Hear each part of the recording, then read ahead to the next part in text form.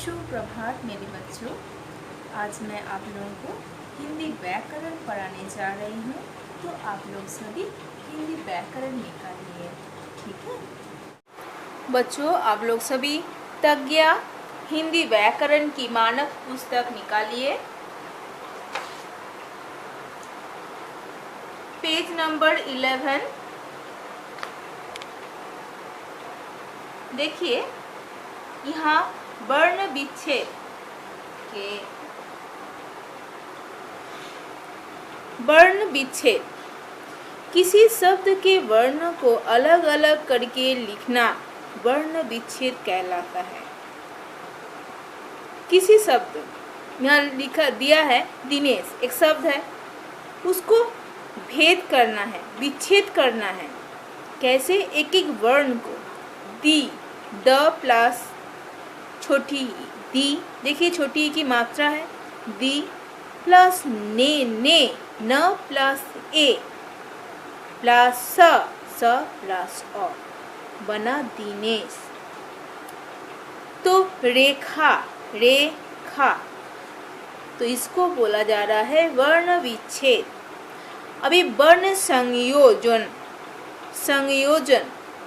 वर्ण को जोड़कर लिखना वर्ण संयोजन कहलाता है। वर्ण संयोजन जैसे कैसे करोगे? पहले इसको दिया जाएगा ह प्लस आ प्लस थ प्लस बड़ी, आपको बनाना है उसको हाथी। पहले वर्ण को तोड़ा हुआ दिया जाएगा, विच्छेद दिया जाएगा, आपको उसको बनाना है। तो जोड़ना है, बनाना है मतलब जोड़ना है, वर्ण को जोड़ कर लिखना है, संयोजन करना है। कैसे? वर्ण, उसी को वर्ण संयोजन कहलाता है। अ प्लस भ प्लस आ दे दिया, अभी आपको लिखना है, पहले आ है इसीलिए आ भा। इसके बाद व्यंजनों का संयोग तथा उनकी वर्तनी। व्यंजनों के परस्पर मेल को संयोग कहते हैं और मिले हुए वर्ण को संयुक्त व्यंजन। व्यंजनों के परस्पर मेल को संयोग और मिले हुए वर्ण को संयुक्त व्यंजन। संयुक्त व्यंजन बनाने की कुछ नियम है। देखिए, यहाँ 3 नियम बोला गया है। एक है जिन व्यंजनों में पाई किसको बोला जा रहा है? ये आप गौ लिखते हो, इसका जो ये भाग है इसको पाई बोला जा रहा है। क्या बोला जा रहा है? पाई। तो देखा जाए, इस जिन व्यंजनों में पाई होती है उनकी पाई हटाकर अगले व्यंजन को उससे मिलाकर लिखते हैं। कुछ नियम है, पहले ही बोले, तो ये पहला नियम है। जैसा देखिए च, अच्छा पहले ग जो मैं अभी लिखी हूँ उसको देखिए, उसका पाई को हटा गया। ग, व में आ की मात्रा, ल में आ की मात्रा, गवाला। आरोग्य, देखिए च का पाई को हटाया गया, कच्चा कच्छा।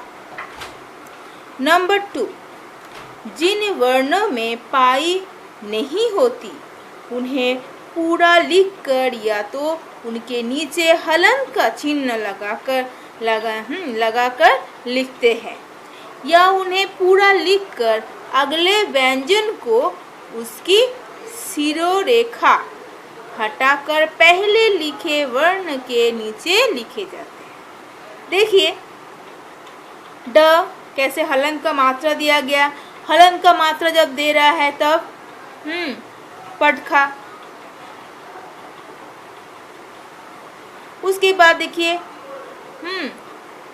देखिए दिया है लड्डू।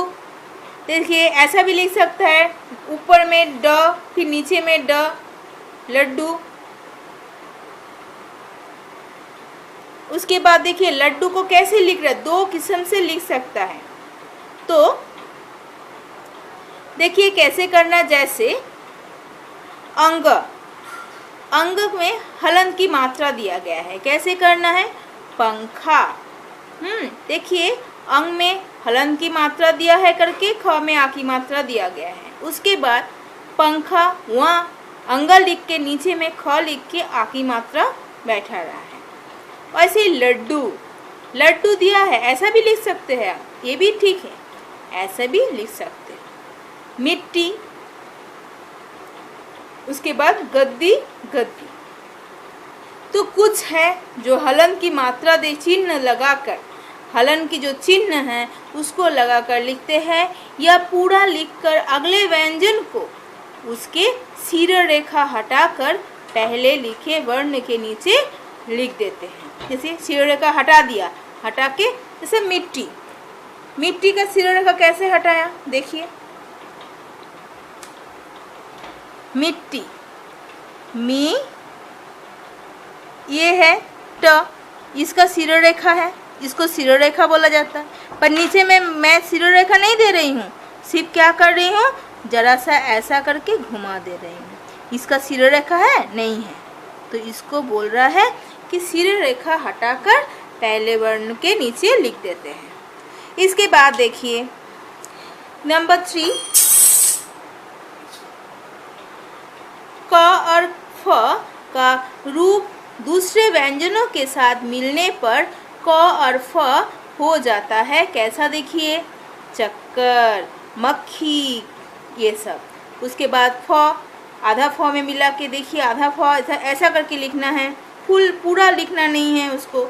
मुफ्त, दफ्तर, रफ्तार, ऐसे करना है। इसके बाद मैं आ रही हूँ बर्तनी, ठीक है, बर्तनी। देखिए शब्दों के लिखने को ये पहले समझना है, बर्तनी क्या है, लिखने की विधि या ढंग को बर्तनी कहते हैं। बर्तनी का सीधा संबंध उच्चारण से है, अतः किसी शब्द को हम जिस प्रकार बोलते हैं उसी प्रकार उसे लिखते भी है। यदि हम शुद्ध भाषा लिखना चाहते हैं तो उसके लिए हमें शुद्ध उच्चारण का ज्ञान होना आवश्यक है। तो हम लोग जैसे बोलेंगे वैसा ही हम लोग लिखेंगे। शब्द को लिखने का ढंग बर्तनी कहलाता है। देखिए दिया हुआ है बर्तनी के आधार पर शुद्ध अशुद्ध रूप।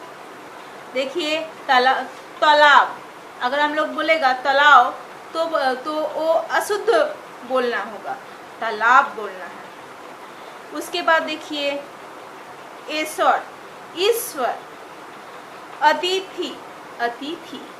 तो ये जो उच्चारण है वो ठीक होना चाहिए, ढंग ठीक होना चाहिए। तो ये आप लोगों को पढ़ना है। जैसा एनक, ऐनक, तो ऐसा ही सब है। अंधा, आधा, ये है चाँद की मात्रा, तो नाक से निकलेगा आधा, तो ये होगा अंधा। तो ऐसा आप लोगों को इसको ऐसा देखिए, चाँद, चाँद, इसको चाँद बोल रहा है, पर हम लोग को उच्चारित होना है चाँद, क्योंकि नाक में वो चाँद की मात्रा आना चाहिए। प्रदीप, पर होता है क्या, प्रदीप। तो बच्चों इसको अच्छा से आप लोगों को पढ़ना है इसको। इसके बाद देखिए मात्राएं। मात्राएं में है शब्द को लिखते समय स्वर एवं व्यंजन दोनों को प्रयोग किया जाता है। व्यंजनों में स्वर को मिलाने से ही उनके रूप में परिवर्तन हो जाता है। हाँ, व्यंजन में जब भी मिलेगा उसका परिवर्तन हो जाता है। कैसे होगा जरूर बताऊंगी मैं। तथा एक नए शब्द का निर्माण होता है और उस नए शब्द का अपना अलग अलग अर्थ भी होता है। अतः स्पष्ट है कि प्रत्येक स्वर का अपना एक विशेष सांकेतिक चिन्ह बदला हुआ रूप है, जिसे मात्रा कहते हैं। आप लोगों को पता ही है कि व्यंजनों के साथ जब भी स्वर बैठता है उसका हर चीज़ अर्थ बदल जाता है। जैसे देखिए अब हम लोग बोले, ऐसे ही हम लोग लिख सकते हैं स्वर, पर व्यंजन स्वर मिल के होता है।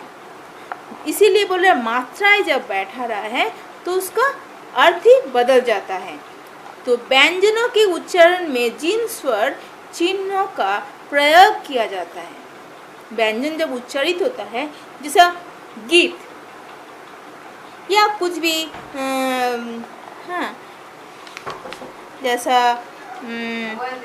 ऐनक या अतिथि कुछ भी बोला गया है, तो उसमें क्या हम लोग जो उच्चारित हो रहा है उसमें क्या हो रहा है, हम लोग अतिथि, उसके व्यंजन भी जा रहा है, स्वर भी जा रहा है, दोनों को मिलके हम लोग लिख रहा है। तो इससे हम लोग को पता चल रहा है स्वर भी लग रहा है और व्यंजन भी। आप लोग पहले भी पढ़े हो अ ती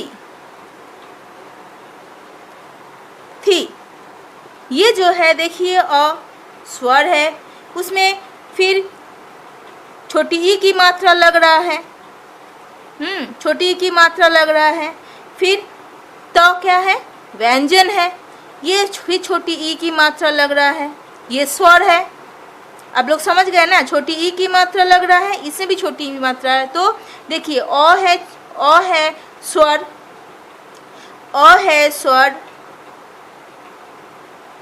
छोटी ई है स्वर, ये छोटी ई मात्रा भी स्वर है।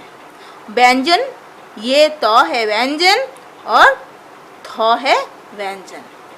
तो ये सब मिलके ही बन रहा है क्या, कोई भी शब्द।